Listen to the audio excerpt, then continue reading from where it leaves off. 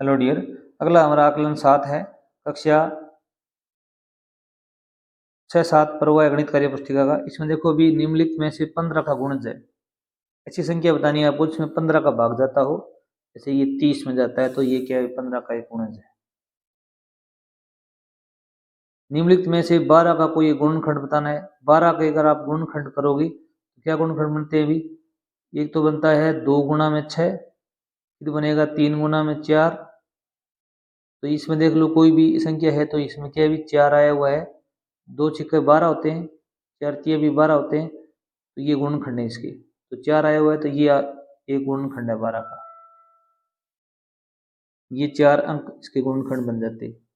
या इसका 1 गुणा में 12 भी एक गुणनखंड है इसका। अगला देखो भी प्रश्न संख्या 3 है। 48 किस संख्या का गुणज है? 48 48 किसका गुणज है? भी जिसमें 48 का भाग जाता हो। तो 5 का जाता नहीं है, 7 का भी नहीं जाता, 9 का नहीं जाता, 12 का जाता है। 12 चौका 48, तो 12 का 48 है वो 12 संख्या का गुणज है। निम्नलिखित में संख्याओं में से कौन सी संख्या 2 से पूर्णतः विभाजित है? अब ये प्रश्न बहुत ही इंटरेस्टिंग है। 2 से पूर्णतः विभाजित कौन सी है? जिस संख्या के अंत में 0 अंक आता है, 2 आता है, 4 आता है, 6 आता है, 8 आता है, इन अंक में से कोई भी अंक आएगा वो संख्या 2 से पूर्णतः विभाजित होगी। इसमें 7 आया, 5 आया, 1 आया, 6, ये संख्या पूर्णतः विभाजित होगी 2 से, क्योंकि इनमें से अंक आया हुआ है। ये आप जरूर याद रखना। वीडियो को लाइक जरूर करना, चैनल को सब्सक्राइब भी करना। निम्नलिखित में से कौन सी संख्या 5 से विभाजित हो सकती है? 5 से विभाजित वो संख्या होगी जिसके अंत में 0 या 5 अंक आएगा।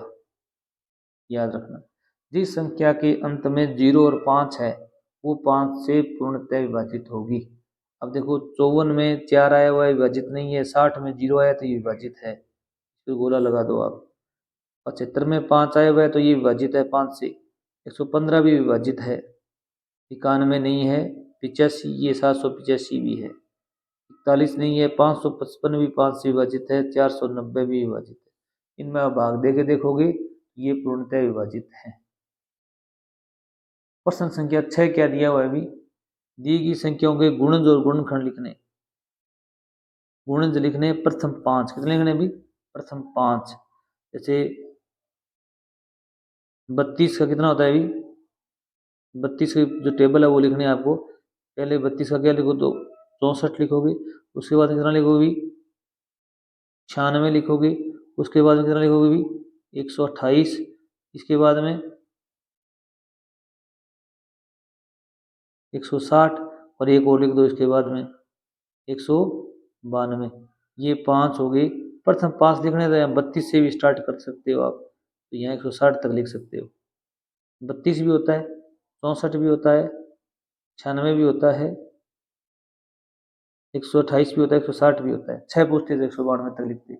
गुणनखंड बताने तो इसमें 1 का भी भाग जाता है, 2 का भी जाता है, 3 का नहीं जाता, 4 का जाता है, 5 का नहीं, 6 का नहीं जाता, 7 का, 8 का जाता है,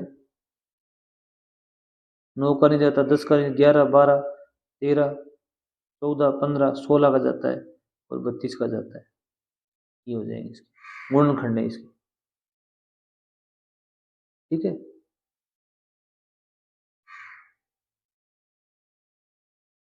या अब देखो भी इसमें ये क्या है? 60 के बताने हैं आपको। 60, ये तो 60 आज खुद आ जाएगा गुणज। ये 120 हो जाएगा, 180 हो जाएगा, 240 हो जाएगा, 300 हो जाएगा। इसमें 60 का भाग जाता हो। इसके गुणनखंड के कितने होंगे? भी 1 से भाग जाता है, 2 से जाएगा, 3 से जाएगा, 4 से भी जाता है, 5 से भी जाता है, 6 से भी जाता है, 7 से नहीं जाता, 8 से नहीं जाता, 9 से नहीं जाता, 10 से जाएगा। फिर कितने जाएगा? अभी 12 से जाएगा, फिर 15 से जाएगा, फिर 30 से जाता है। ठीक है। फिर 60 से जाएगा। ये इसके क्या हो जाएंगे? गुणनखंड हो जाएंगे। अगला है निम्न में के सार्वय गुणनखंड ज्ञात कीजिए। सार्वय गुणनखंड बताने, सार्वय गुणनखंड लिखने मतलब जो संख्या जिसके इन तीनों में भाग जाता हो, आप इस प्रकार लिख सकते हो 27 के, 90 के और 15 के। पहले आप गुणनखंड लिखोगे तो इसके गुणनखंड कितने होते हैं भी, एक होता है, 3 होते हैं, तो कितने को क्या होता है भी, 9 होते हैं और 27 होते हैं। ये इसके क्या हो गए अभी, गुणनखंड हो गए। और इसके कितने होते हैं भी, 1 से जाता है, 2 से जाता है, 3 से जाता है, 4 से नहीं जाता, 5 से जाएगा, 6 से जाता है इसमें, 7, 8, 9 से जाता है, 10, 20 का एक गुणनखंड है, 15 भी है, 16 नहीं है, 17, 18 है या नहीं है, 18 भी है। फिर कितना हो जाएगा अभी, 18 के बाद में 30 हो जाएगा इसका, फिर 45 हो जाएगा, फिर 90 हो जाएगा। 15 कितना होता है अभी, 1 होता है, 3 होता है, 5 होता है और 15 होता है। तो सारे गुणनखंड पूछे हैं तो इसमें सारे गुणनखंड कितने होंगे भी, 3 है, 2 ही होंगे इसे, कितने भी, 1 और 3 ऐसी संख्याएं हैं, अंक हैं जिनका तीनों में भाग जाता है, ये सारा गुणनखंड है, 1 और 3। आगे देखो भी, दी गई संख्याओं के गुणनखंड लिखिए और बताइए कि दी गई संख्या भाज्य है या अभाज्य है। अब देखो भी 48 के गुणनखंड क्या होंगे भी, 1, 2, 3 भी होंगे, 4 भी हैं, 5 नहीं है, 6 हैं, 7 नहीं है, 8 हैं, 9, 10, 11, 12 चौका 48, 12 हैं, 15, 16, 16 भी हैं, 17, 18, 19, 20, 21, 22, 23, 24 है और 48 है।